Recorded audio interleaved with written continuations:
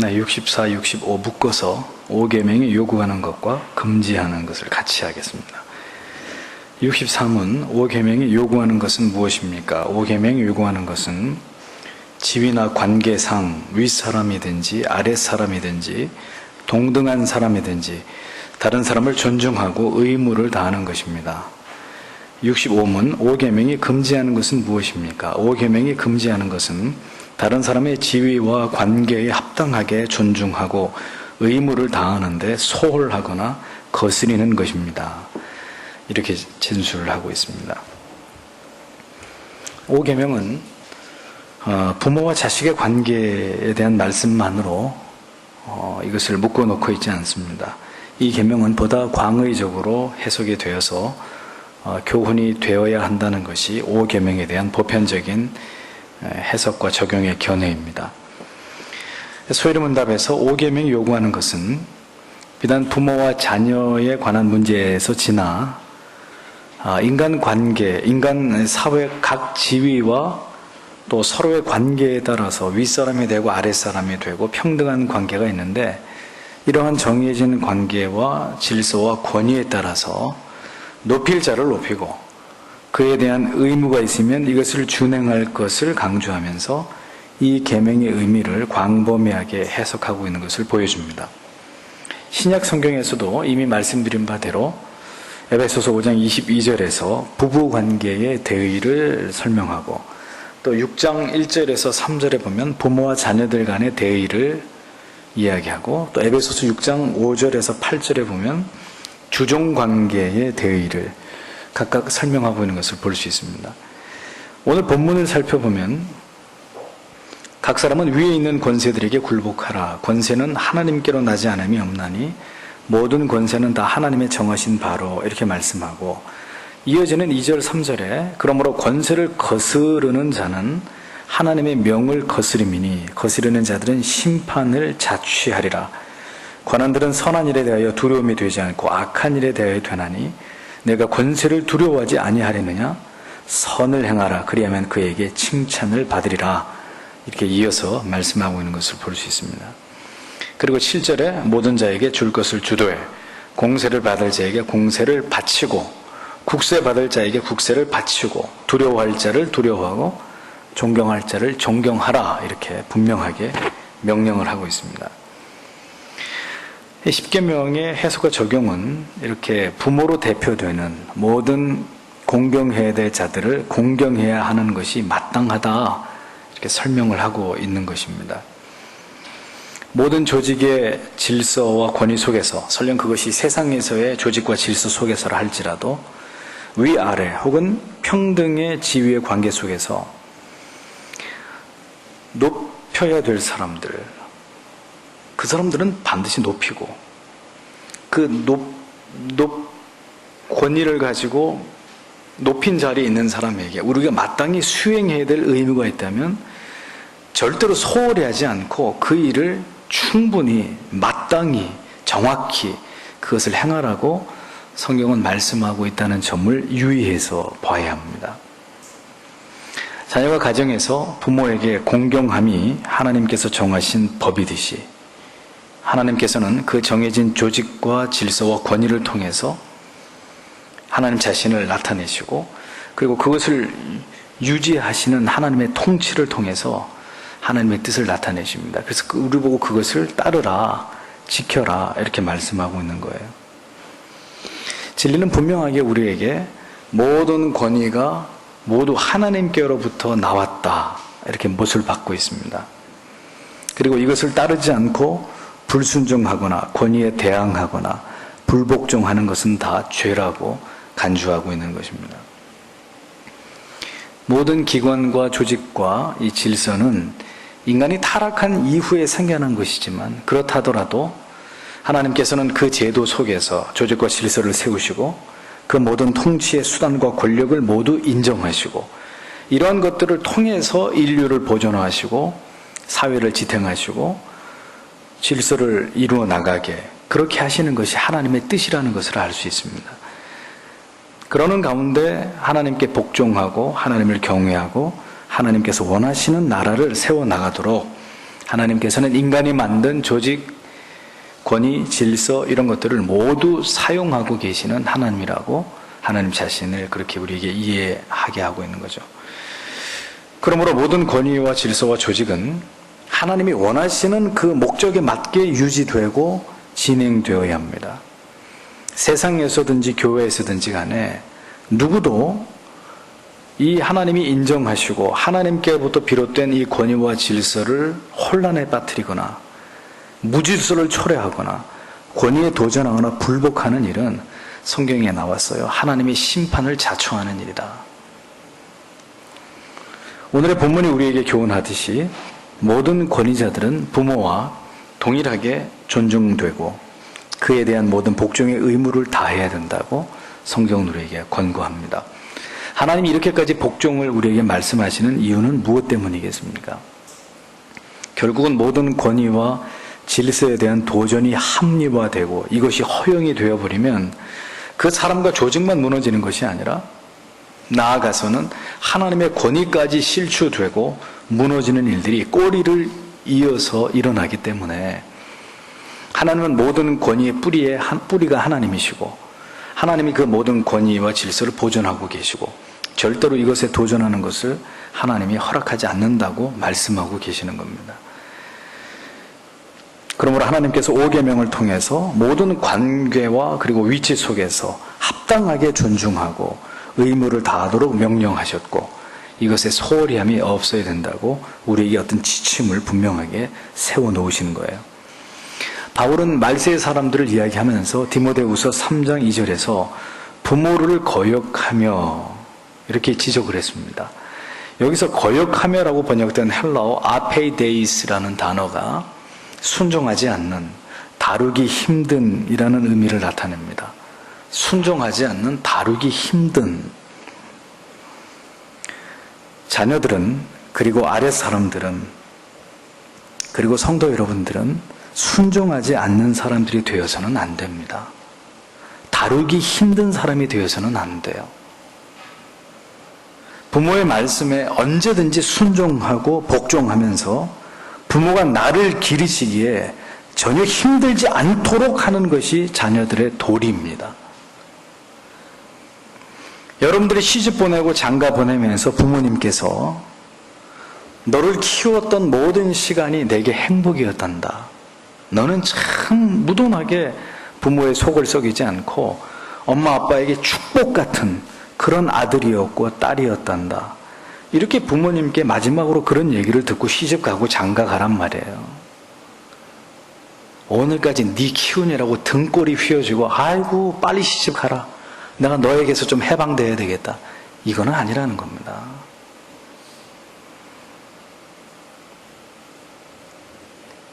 그렇게 부모님이 인정해 주시는 자녀들로 성장해 가야 된다는 거예요. 직장의 상관이 여러분들에 대해서 이야기할 때 당신은 참으로 믿음직스럽고 언제나 상관의 말에 순종하고 나의 말을 경청해주고 질서와 권위에 순응하는 멋진 사람이었습니다. 당신과 함께 일하는 것이 내게는 행운이었고 너무나 즐거운 시간이었습니다. 이런 말을 들을 수 있는 그런 사람으로 사회생활을 하라 이겁니다. 교회에서는 어떻습니까? 언제나 목회자의 가르침에 순종하시고 순응하시고 진리의 가르침의 도에 복종하시고 권위를 인정하시고 목회자를 조력하는 자로서의 모든 의무를 성실하게 감당하시는 그런 성도님들이 되셔야 합니다. 목사를 도와서 주님의 교회를 더 아름답게 만들어가는 사람으로서의 재직의 직분을 수행하는 것이지 목사의 목회에 가시 같은 역할을 하고 감시하는 역할을 하는 성도가 되어서는 안 되는 거예요. 우리는 그런 관계로 만난 사람들이 아닙니다. 서글픈 것은 많은 성직자들이 여자 문제, 돈 문제로 모든 권위를 다 잃어버리고 있는 그런 시대이기 때문에 성도가 목사를 감시해야 되고 돈 어디다 쓰나 여자 관계가 뭐 부적절하지 않나 이런 세상이 되어버렸으니 통탄을 금할 그런 일이에요. 금할 수 없는 일이에요. 목회자와 성도의 관계가 그러해가지고 어떻게 은혜를 주고받는 사회가 되겠습니까?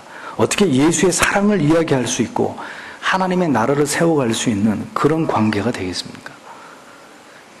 마귀는 이것을 노리는 거예요. 모든 신뢰의 무너짐과 의심으로 마음을 하나 되게 하지 못하고 서로 경계하고 의심하게 만들므로 하나님의 원하시는 뜻을 이루어가지 못하도록 이게 마귀의 노림수란 말이에요.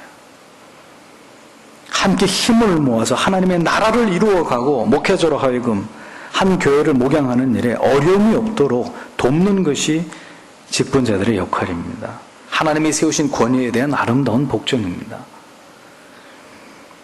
목사로 하여금 한평생을 목회하고 물러날 때 여러분같이 순하고 진실되고 순종하는 양무리를 만나서 한평생 목회한 것을 목사는 하나님 앞에 받은 최고의 축복이라고 생각합니다. 이렇게 진심으로 고백할 수 있는 그런 성도님들이 되셔야 됩니다. 그것은 목회자를 위한 게 아니고요. 그렇게 할 때 그것이 여러분들이 하나님께 받을 면류관이 되는 거예요. 여러분들의 복이 되는 거예요. 바울은 디모데에게 특별한 권고를 하고 있습니다. 그것은 누구든지 내 연소함을 업신여기지 못하게 하라. 이런 특별한 당부였습니다. 그러기 위해서 말과 행실과 사랑과 믿음과 정절에 대해서 본이 되어야 된다. 이것을 당부합니다. 다시 말해서 솔선수범으로 성도들에게 본이 되므로 목회자의 영적 권위를 지키라는 말이지만 그때에도 나이 어린 젊은 목회자 디모데를 업신여기는 자들이 있었다는 사실을 알 수 있습니다. 어느 곳에서든지 하나님이 세우신 권위를 도전하고 업신여기려고 하는 사람들이 있어요. 지난주에도 얘기했죠. 부모에게 반항하는 자식, 사람들의 보는 앞에서 돌로 까죽여라. 네? 어느 곳에든지 이렇게 권위를 업신여기려고 하는 사람들이 있어요. 권위를 무시하고 만만히 여기고 하나님이 세우신 질서를 무시하려고 하는 사람들이 있기 마련입니다. 그러하기에 앞선 자는 모든 삶에서 본이 되는데 최선을 다해서 업신여기려고 하는 자들에 대해서 아무런 말을 하지 못하게 노력해야 될 필요가 있다는 거예요. 교회라고 해서 항상 목회자의 가르침이나 당회의 가르침에 순종하고 존경하고 의무를 다하는 분들만 있는 게 아니란 말입니다. 여러분은 여러분의 소속된 가정과 조직과 교회에서 부모와 상관과 목회자와 장로와 교사의 말에 순응하고 순종하는 참으로 대하기 편하고 앞선 자들의 마음을 편안하게 해주는 사람인가? 아니면 틈만 나면 문제를 일으키고 치받고 거칠게 반항하고 가시 같은 말로 권위에 도전하는 늘 깊이 되는 까다로운 사람인가? 도리게 생각해 보셔야 됩니다. 나는 다루기 쉬운 사람인가? 다루기 까다로운 사람인가? 권위에 대한 반항과 도전을 사명으로 생각하는 그런 어리석은 사람들이 되지 마세요. 하나님 앞에 받을 복이 없어요. 설령 여러분들이 순복해야 될 상관과 권위자에 문제가 있다 하더라도 성경은 어디에도 여러분들의 손으로 그 권위를 끌어내려도 뒤엎어버려도 관계없다고 그렇게 말씀하고 있는 구절이 없습니다. 하나님께서 다스리시고 깨닫게 하시고 교정하시고 자격이 안 되면 하나님이 너는 아웃이야 하고 하나님이 버리실 문제지 하나님께서 개입하셔서 해결하실 일이지 그것은 가정이든 직장이든 교회든 동일하단 말이에요. 하나님의 법대로 하나님이 심판하실 일이라는 거예요. 잠언 1장 7절을 보면 이렇게 기록되어 있습니다. 여호와를 경외하는 것이 지식의 근본이오늘 미련한 자는 지혜와 훈계를 멸시하느니라 라고 했습니다. 사람이 짐승과 다른 것은 참된 진리를 추구할 수 있다는 것입니다. 짐승은 진리를 추구하지 않습니다. 그저 본능에 따라 살 뿐이고 배고프면 잡아먹고 먹는 것 때문에 서로 싸우고 물고 뜯고 그리고 짝짓기 시절이 되면 교미하고 그게 동물이죠. 인간이 짐승과 다른 것은 참된 지식을 추구합니다. 하나님을 경외함이 없다는 것은 참된 지식이 없다는 것을 의미하는 것으로 여호와를 똑바로 경외하지 않는 사람은 짐승과 같은 사람일 뿐이라는 거예요. 미련한 사람은 지혜와 훈계를 멸시한다고 했습니다. 즉 권위를 인정하지 않는다는 말이에요. 하나님의 말씀으로 듣지 않고 거부하는 것입니다. 나도 알 만큼 안다는 거예요. 누구의 말도 듣고 싶지 않다는 거예요. 성경은 이런 사람을 미련한 자라고 얘기합니다. 사춘기에 나타나는 죄성의 특징 중에 하나는 모든 어른들의 말씀들을 모두 다 잔소리로 듣는다는 거예요. 부모에게, 선생님에게 반항하고 도전하고 무시하려고 듭니다. 사춘기에 저지른 반항의 죄 때문에 그가 평생에 하나님께 쓰임받지 못하게 될 수 있다는 거 젊은이 여러분 기억하세요. 사춘기 때는 반항을 해도 좋다는, 반항을 해도 그게 죄가 되지 않는다는 허가증을 하나님께 받은 시기가 아니에요. 사춘기가 무슨 대수라고 반항하고자 하는 마음을 다스리고 그런 마음을 하나님 앞에 꺾어야지 자기 멋대로 죄 짓고 덤벼들고 누구만 손해요? 자기 자신만 손해요.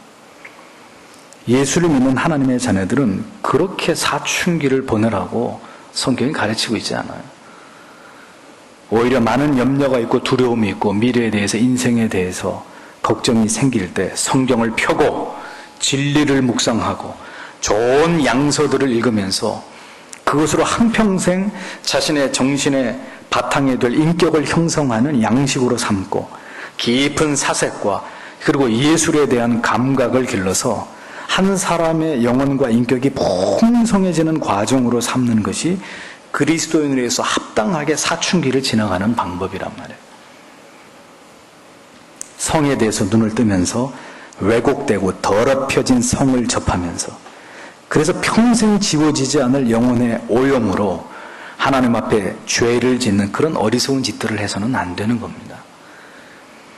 사랑하는 부모님의 가슴에 대못을 받고 존경해야 될 선생님을 업신여기고 무시하다가는 나중에 그대가 부모가 되고 그대가 스승이 되었을 때 반드시 그대로 갚음을 당하게 되리라는 것을 기억해야 돼요. 오늘 오전에 설교 들으셨죠? 아도니 베셋, 자기가 저지른 악대로 그대로 심판을 받게 되지 않습니까? 그게 하나님의 법칙이에요. 당한 대로, 아니 내가 행한 대로 갚고 당하게 돼 있는 거예요. 누구에게 한 도전이고 반항이든지 그것은 곧 하나님께 한 것과 동일하는 것이다. 10대 여러분 잊어버리면 안 돼요.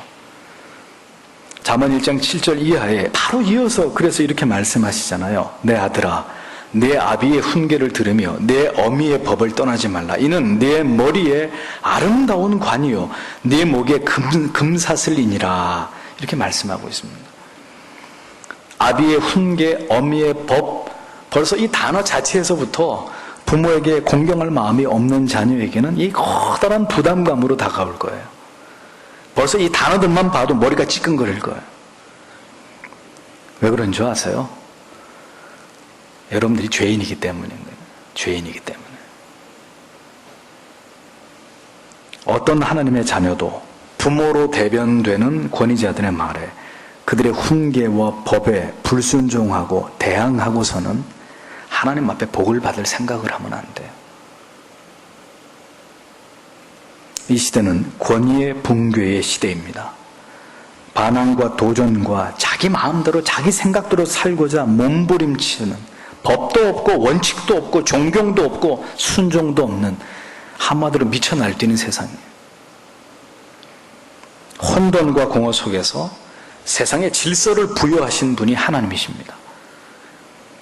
그분은 말씀으로 천지를 지으시고 이 우주와 삼라만상을 창조하셨습니다. 무슨 뜻이죠? 질서를 부여하는 거예요. 질서가 없었는데 하나님이 말씀으로 하나하나 질서를 부여하시는 거예요. 신적인 권위를 드러내셨고 만물을 그 창조주의 우렁찬 음성에 복종해서 말씀하신 그대로 형상을 나타내도록 하나님이 그렇게 하셨습니다. 그래서 우리가 잊어버리면 안 되는 게 하나님은 큰 권위의 하나님이시라는 거예요. 권위의 하나님. 우리에게 복종을 원하시는 하나님이라는 거예요. 그 권위에 복종하고 순종하는 것은 하나님께 순종하는 것과 동시에 이는 내 머리에 아름다운 관이요 내 목에 금사슬이니라. 여러분들이 하나님의 세우신 권위에 순종하는 것은 여러분들이 하나님 앞에 복을 받는 길이라는 거예요. 교리는 우리에게 분명하게 교훈하고 있습니다. 지위와 관계에 합당하게 존중하고 의무를 다하는데 소홀히 하거나 거스리는 것을 5계명은 금지하고 있다. 이렇게 설명을 합니다. 우리 안에 있는 죄성을 버려야 합니다. 마귀는 하나님께서 우리에게 정해놓으신 선을 자꾸 넘어가게 만드는 자예요. 마귀의 꾀임을 기억해 보십시오. 하와에게 뭐라고 유혹했습니까? 하나님처럼 될 거야. 하나님처럼. 예? 하나님의 피조물에 불과한 인간에게 마귀가 어떻게 꼬였냐? 너도 하나님처럼 될 수 있어. 이것만 먹으면.